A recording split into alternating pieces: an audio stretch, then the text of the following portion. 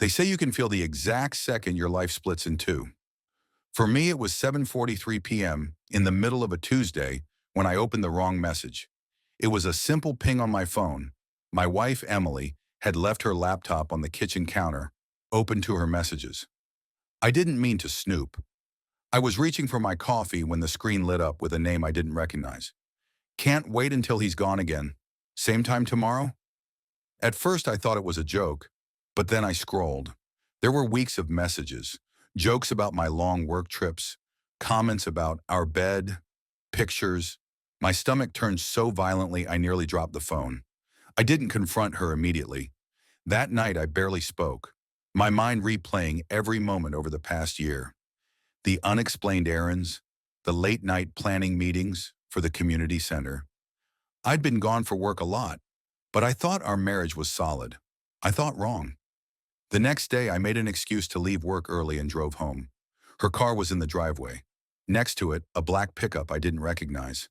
My heart pounded so hard I could hear it in my ears. I walked up quietly, hearing voices through the half-open window. It was him. His voice was deep, smug, confident in a way that made my blood run hot. He joked about me, about my discipline, about how she deserved a real man. I wanted to kick the door in right there, but I didn't. Not yet. Instead, I left. Because this wasn't going to be an argument. This was going to be something else. For the next 2 weeks, I acted like nothing had changed. I went to work, came home, smiled at Emily, even kissed her goodnight. But every minute, I was collecting details. His name, where he lived, the people he ran with. It didn't take long to see the pattern. He was the self-styled leader of a local preparedness group, the kind that dressed like soldiers on weekends and talked about real freedom. I'd dealt with men like him overseas. They were dangerous, but not in the way they thought. Then came the breaking point. One Friday, I came home early again. Emily wasn't there, but I noticed the security cameras I'd installed around the property were offline. All of them. I checked the feed history. Someone had disconnected them 3 days earlier. That same day, the man's truck had been parked here for hours. I confronted her that night. She didn't even deny it. She just looked at me and said, "You're never here. He understands me." Something inside me snapped, not in a loud shouting way. It was colder than that. I told her I understood, and I left the room because I knew my next move would define the rest of my life. 2 days later, I was supposed to leave for a week-long assignment out of state. That's when I overheard her on the phone whispering, "He'll be gone Monday morning. You can move your guys in then." Your guys.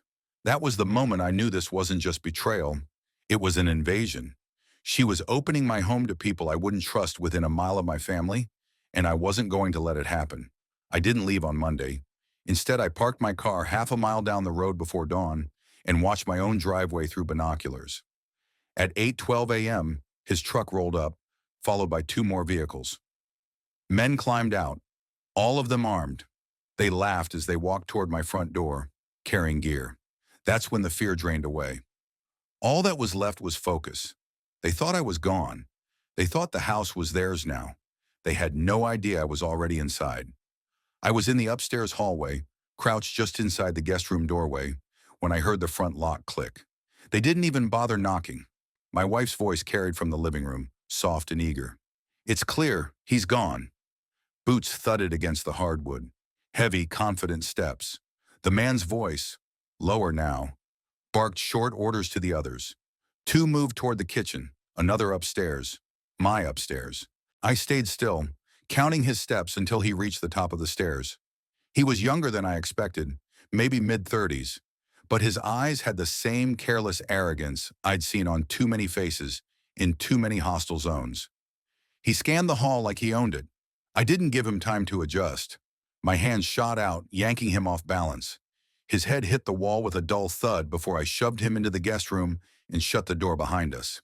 His hand went for the weapon at his side, but I already had it, twisting it out of reach and sliding it under the bed in one movement. "Where's your leader?" I asked.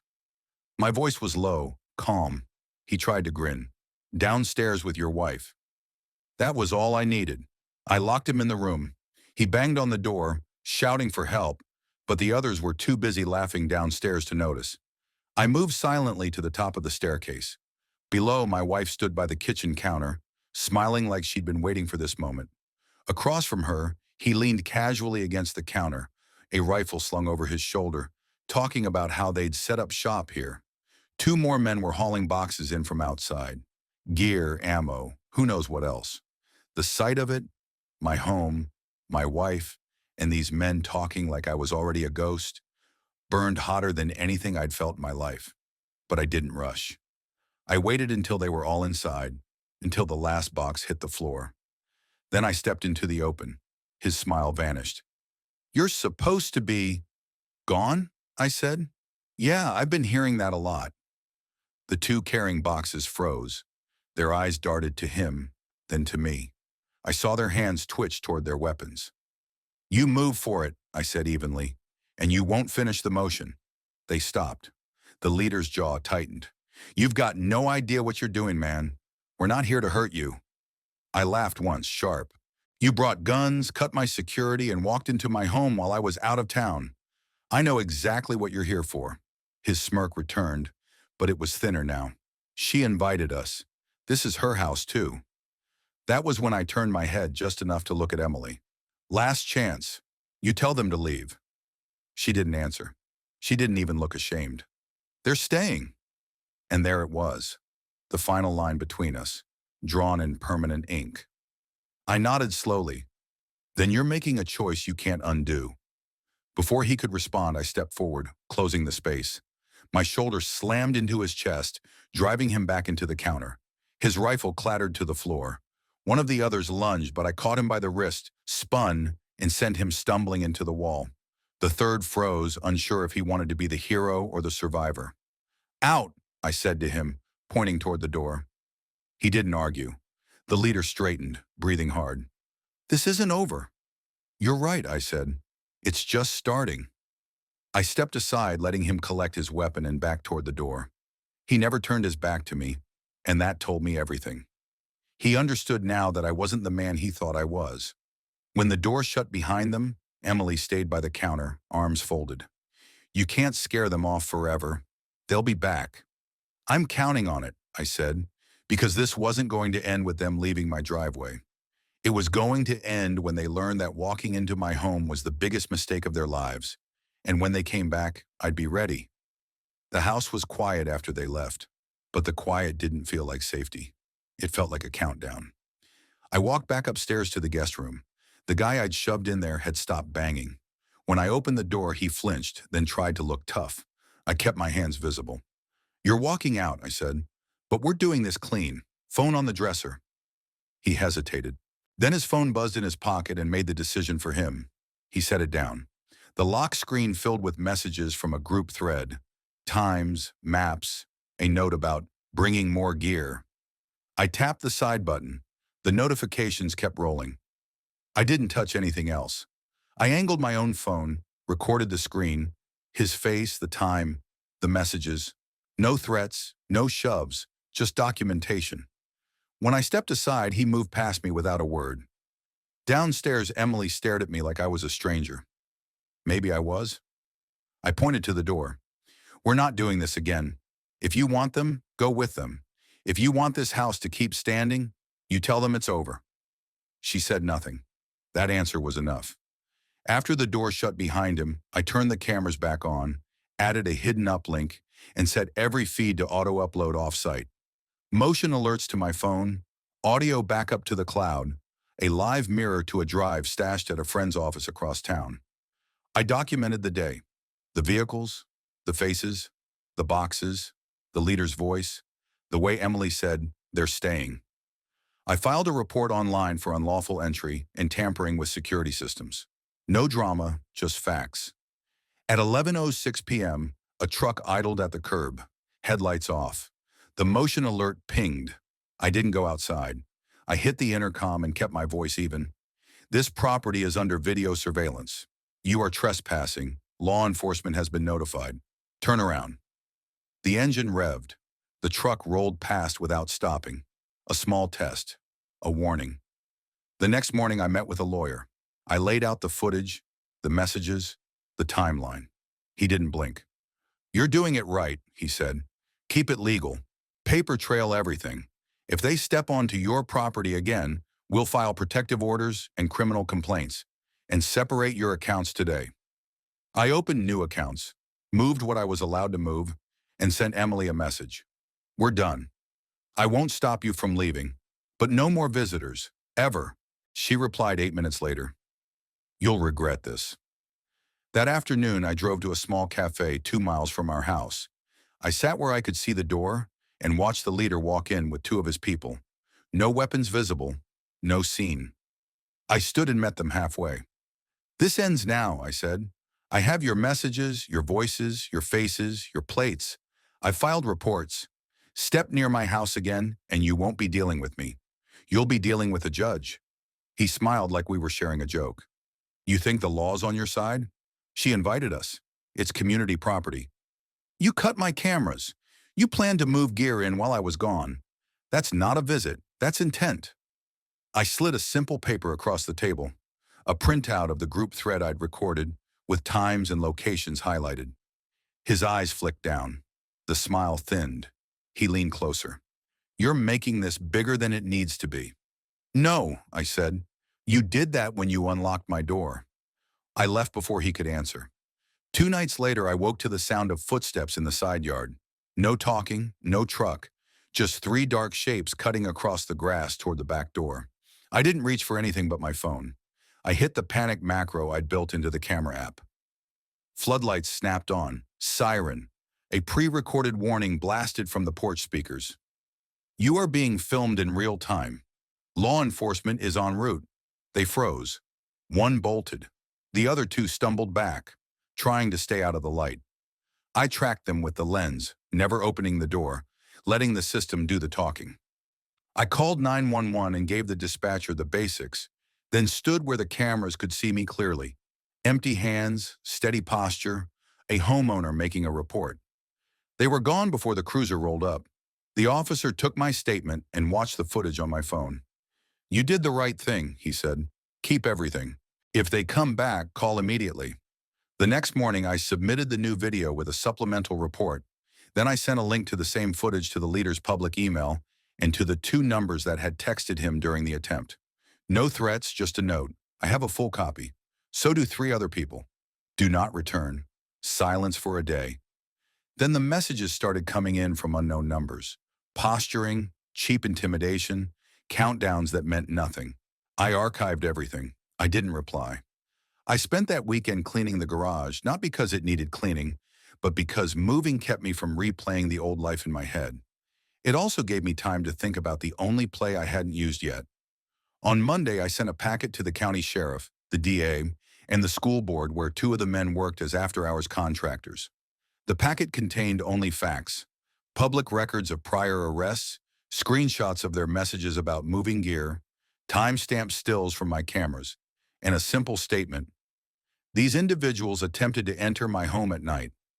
I am requesting review for safety concerns. By Wednesday, the school contracts were paused pending review. On Thursday morning, a deputy served a temporary protective order to the leader on my behalf.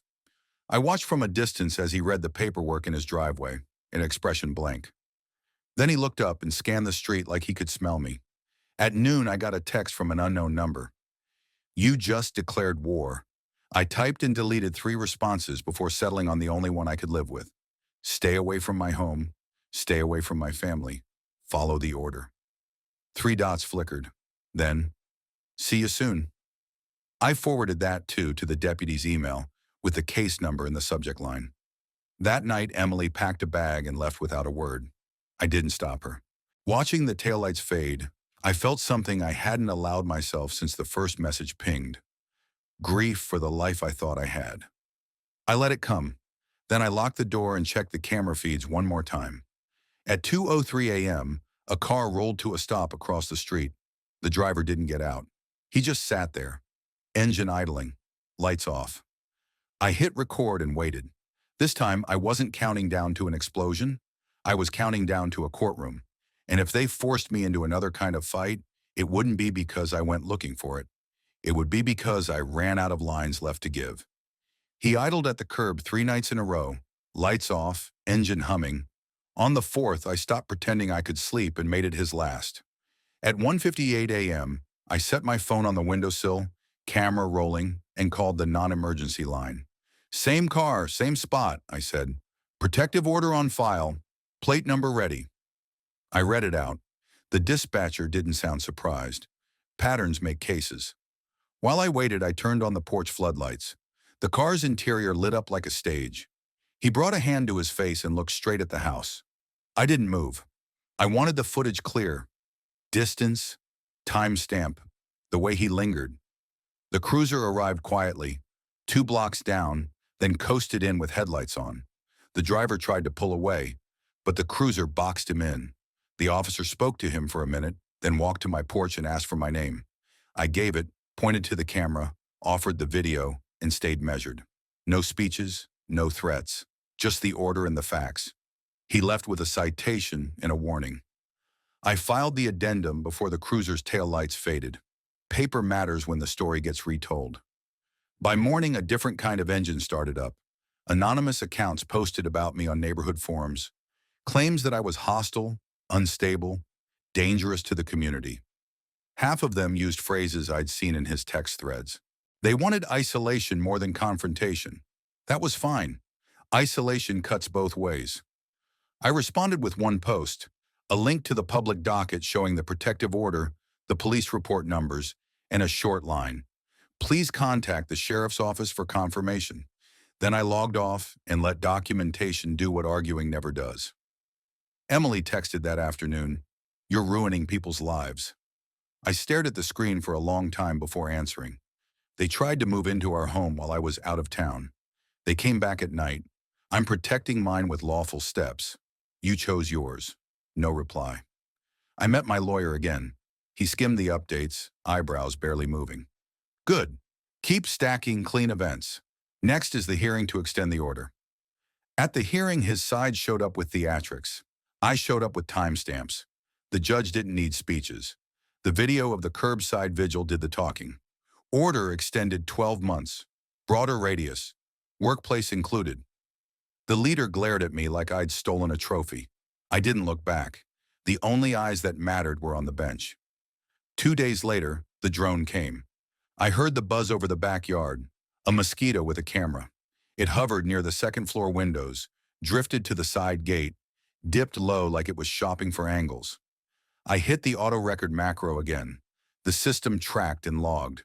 When it clipped a branch and tumbled onto the lawn, I walked outside and set a traffic cone over it without touching the body. Chain of custody is easier when you behave like you expect someone to ask. A deputy collected the drone and smiled like Christmas came early. We'll see where this flies. The warrant for its controller came a day later. Violating the order with a device still violates the order. The leader finally texted from a new number, pretending to be someone else. You think we're afraid of your papers? I saved the message and didn't answer. Instead, I filed a civil complaint for harassment and interference with quiet enjoyment, attached the drone report, the curbside citation, the night yard footage, and a list of my missed work hours tied to police appointments. It wasn't about money. It was about gravity. The next escalation wasn't from them. It was from consequence. The school district terminated the 2 contractors cited in my packet. Their union rep called me trying to feel out a deal. I said I wanted nothing except distance. He thanked me for the clarity and hung up. That evening, Emily stood on the sidewalk with a box in her arms. Can I get the rest of my things? Yes, I said. I'll set them on the porch. You can pick them up when I'm not home. I wasn't unkind, just finished. Choices have logistics. She set the box down. You changed. No, I said. I stopped pretending not to notice. For a week, nothing happened. No cars, no footsteps, no buzz. Quiet felt like a muscle remembering how to work. I went to the gym, returned calls, ate without watching the window. I almost believed in normal.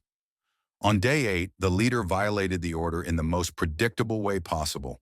He accidentally crossed my path at the grocery store and started talking loud enough for phones to come out. We should discuss this like men, he said, closing distance, hands out like he wanted a show. I didn't oblige. I held up the order with one hand and my phone with the other. You're within the restricted radius. I'm leaving. If you follow, you'll be arrested. He laughed, took one more step, and said my name like a dare. The deputy met us halfway to the parking lot. Someone had called before I could. Body camera on, he read the order out loud, then turned to the leader. You're under arrest for violation. It was boring, which was perfect. No struggle, no scene, just procedure. I went home and sat on the steps. For the first time since the first message pinged, I let the tired reach me. Not defeat, just the weight of choosing line after line and never crossing the wrong one. The DA called the next morning. We're filing charges. Your record-keeping made it easy. Good, I said. I'm not looking for a win. I'm looking for an ending. We can probably give you both. The leader bonded out that afternoon, but the terms were tighter. He texted nothing. The forums went quiet. The neighborhood thread where I'd been a villain tried to pivot to potholes. I took that as a sign the storm was passing overhead and moving on. That night, Emily sent one more message. I didn't think it would go this far. It went exactly as far as the choices, I wrote back. I paused, then added, I hope you find something better than this. No reply. That too was an ending. The house breathed differently now. Not safer exactly. Safety isn't a switch, but steadier. The countdown I'd felt since the first night had finally reached zero, and instead of an explosion, there was a file folder with my name on it, a court date on the calendar, and a neighborhood that looked at me and saw fewer rumors than facts. Revenge wasn't what I wanted. Accountability was. Paper cuts, one by one, deep enough to make them let go. The arraignment felt like a weather report, short, dry, and decisive. Charges read, counsel entered, dates set. Still, hearing the clerk say my name and his in the same breath tightened something in my chest. I wasn't there for spectacle. I was there to finish. My lawyer had me stick to 3 words whenever we met the DA: facts, footage, orders. We brought all 3. The curbside videos, the yard attempt, the drone warrant, the grocery store arrest, every message with a time and a source. I'd tagged each clip with the case number and location. The DA nodded through most of it, then asked the only question that mattered. Will you testify? Yes, I said. Just keep it about behavior. I'm not here to relive my marriage. He respected that line. News of the charges shook his crew. One of the men who'd hauled boxes that first day called from an unknown number and asked to meet to clear the air. I let it go to voicemail and forwarded it to the DA. When he tried again, he left a new message, softer, saying he hadn't known the full plan, that he'd just been helping a friend. That went to the DA, too. My story worked best without side conversations. A week before the hearing on the permanent order, a package showed up on my porch with no return address. A printed packet of my worst moments from the past year. Short clips, edited for maximum sting, paired with captions about my temper. The goal was obvious. Shake me, draw me into a fight, put me on their level. I scanned each page, emailed them to my lawyer, then slid the packet into a plastic sleeve and labeled it retaliatory material received on X date. I wasn't going to rage. I was going to file. The hearing drew a full gallery, neighbors, board bloggers, and 2 men I recognized from his message thread. My lawyer prepped me like a pilot. Short answers, no speculation. If you don't remember, say so. On the stand, the DA played the night yard clip. The judge watched in silence as floodlights washed the grass and 2 shapes froze in the glare. Then the drone footage. Then the grocery store body cam, where the order was read out loud while he tried to hold a grin. No soundtrack, no color grading, just cause and effect. His attorney leaned on property rights and mutual consent. Your wife invited them, he said, drawing out the word invited like a rope. She invited, yes, I said, but he cut cameras, brought equipment, and returned at night. Consent isn't a key to my home after a protective order. He tried a new angle. Do you have any proof my client meant harm? I don't need to prove intent to enforce an order, I said. He had notice. He approached anyway. The judge extended the order to 3 years and added a digital clause. No indirect contact through third parties or anonymous accounts, no drones, no accidental encounters within the radius. Violations would trigger immediate custody without bond. The gavel sounded small, but it landed everywhere. Outside the courthouse, one of his guys paced by the curb, phone up like he was streaming. I walked the other way, slow and deliberate. I wanted the frame to show distance. A deputy intercepted him before I reached the crosswalk. That night, Emily called for the first time in weeks. She sounded tired. They said you're trying to ruin him. I'm trying to make him stop, I said. He can live his life, just not inside mine. I didn't think it would get this far, she said again. Then you weren't listening the first dozen times I said no more, I said. I kept my voice level. You can start over, so can I, but not if this never ends. Silence. Then a quiet, okay. It wasn't reconciliation, it was closure. We hung up without promises. 2 days later, the DA called with a new development. The man who'd left those voicemails had flipped. He provided an affidavit about the move-in plan and the late-night trips. He turned over a group chat with nicknames attached to numbers, along with a PDF of their to-do list. Disable cameras, block calls, stage gear in the garage. It was meticulous in the worst way for them and perfect for court. The DA added conspiracy and stalking counts to the file. My lawyer proposed mediation for the civil case. If he wants out, he said, he'll trade money for quiet. If he doesn't, we keep going. And your wins in criminal court build our leverage. At mediation, his side opened with bluster and a low offer. My side opened with the drone report and a polite sentence. Any settlement requires a written admission of conduct and a promise to cease all contact. They balked at the word admission. We moved to impasse. I didn't flinch. Not getting a deal wasn't a loss. It was a message that we weren't bargaining away the record. The next week brought a new smear, a complaint to my employer claiming I was unstable. It landed on HR's desk with a familiar tone in a burner email. HR called me in, and I laid out the documents. They thanked me, then asked the only question that mattered to them. Do you feel safe at work? I do, I said, and I have a plan if that changes. They issued a trespass notice for company property. I filed their memo with the rest. When the first criminal trial date arrived, he took a plea on the order violations: probation, classes, community service, a fine, and the 3-year order locked in. The conspiracy charges moved next. His attorney tried to stall. The DA kept the schedule tight. The man who flipped took a deal and agreed to testify if needed. The others fell away one by one, drifting out of the gallery, unfriending accounts, deleting posts that had already been archived months ago. On the day the plea was entered, I stood in the hallway and watched him sign. He didn't look up. He didn't speak. The pen scratched, the clerk stamped, and the deputy pointed him toward the exit like a flight attendant showing the aisle. No applause, no final speech. Just process. I walked outside, felt the air on my face, and realized the countdown that had run my life had finally gone quiet. Not because I'd won, but because the line held. I hadn't thrown a punch, broken a window, or matched threat for threat. I'd built a wall of small, boring decisions and let him run into it until he stopped. On the drive home, I passed the cafe where I'd first faced him across a table and thought about the life I thought I'd live versus the one I have. It isn't cleaner, it isn't simpler, but it's mine, defined by choices I can stand next to without looking away. When I pulled into my driveway, the cameras pinged. A squirrel, a cyclist, ordinary movement. I smiled at the normal and went inside. I set a fresh folder on the shelf labeled closed, then left the room. Revenge had never been the point. Boundaries were. Justice, too, the kind that looks like a docket instead of a headline. If there's a lesson in all of it, it's this. You don't have to become what you're fighting to make it stop. You just have to keep your footing when someone tries to drag you off the map. The weeks after the plea were quiet in the way I'd been working toward. No trucks idling in the dark. No late-night footsteps in the yard. The camera alerts showed nothing but mail carriers, delivery vans, and the occasional neighbor walking a dog.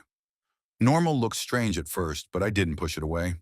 The DA sent the final paperwork by courier, a certified copy of the 3-year order, the signed plea agreement, and a restitution schedule for court costs. I read each page once, signed my acknowledgement, and filed them in the closed cabinet. For the first time since the first message on Emily's laptop, there were no pending hearings with my name on them. But I wasn't naive. Quiet didn't mean it was over. It meant I'd pushed the problem far enough away to live without it breathing down my neck. I kept the cameras, the off-site backups, and the contact list of every officer, clerk, and attorney I'd worked with. If the past year had taught me anything, it was that preparation buys more peace than hope. One morning I got an email from the man who'd flipped on the leader. He'd finished his community service and said he wanted to apologize in person. I declined. He asked if he could send a letter instead. I agreed. A week later it arrived. 2 pages admitting what he'd done, naming the others involved, and saying he'd left the group entirely. I scanned it, saved it, and tucked the original in my file. I didn't reply. Forgiveness wasn't required to move forward. Emily's name came up only once after the court dates, through a mutual acquaintance who mentioned she'd moved to another state and was keeping a low profile. I didn't ask for more. The part of my life where her choices mattered to me was over. Spring came early that year. The neighborhood held a block cleanup, and for the first time in months, I joined in. We cut back branches, hauled bags to the curb, traded coffee refills. Nobody brought up the court cases directly, but I caught a few nods and quick smiles that told me the gossip had burned out. I'd become less of a story and more of a neighbor again. Mid-April, I got a call from the sheriff's office. "Just a courtesy," the deputy said. "Your guy moved 3 counties over. No violation since the plea. We'll keep an eye, but looks like he's staying clear." I thanked him and hung up. It wasn't a guarantee, but it was the best signal I'd had that this chapter was closing. A few days later, I boxed up everything that wasn't legally required to keep. Duplicate printouts, extra flash drives, even the notepads I'd filled with dates and plate numbers. I drove them to a shredding service, watched the bin get tipped into the grinder, and felt something I hadn't in a long time. Space. Not just in my house, but in my head. I kept the core file. That stays. Not as a trophy, but as a record. If anyone ever tries to claim it wasn't that bad, the facts will speak without me needing to. Work picked up. I started taking assignments I'd turned down over the past year, no longer worried about being away overnight. The first trip out of town felt strange. I caught myself checking the camera feeds more than needed, but each time, it was just the same view I'd left. Empty driveway, locked gate, quiet street. One evening, a neighbor knocked with a small problem, a fence post leaning into my yard. We worked on it together, talking about repairs and weather. Nothing heavier. That's when it hit me. I wasn't scanning the street while we worked. My mind wasn't split between the moment and the threat. I'd gotten my focus back. By early summer, I stopped thinking of the house as a place I defended and started seeing it again as where I lived. It didn't erase what happened, but it took away its grip. The last loose end came in the form of a letter from my lawyer. The civil case was dismissed without prejudice. No settlement, no further motions. It meant he could try again someday, but my lawyer's note was simple. With the criminal record in place, any future filing will fold quickly. That was enough for me. On the anniversary of the night I found the first message, I didn't mark the date on purpose. It came and went like any other Tuesday. That, more than any court order or file folder, was the proof I'd been waiting for. People talk about revenge like it's fire or ice, something hot that burns fast or cold that lasts. I learned it can be neither. It can be methodical, deliberate, measured in court dates and notarized signatures. It can be about building walls the right way so you don't have to keep swinging. That night, I sat on the back steps, watching the motion light click on for a passing cat. I didn't tense, didn't reach for my phone, just watched it cross the yard and slip through the fence gap. No more shadows at the curb, no more waiting for the next move. Just a quiet street, a locked gate, and a life that was mine again. Spresit ChatGPT,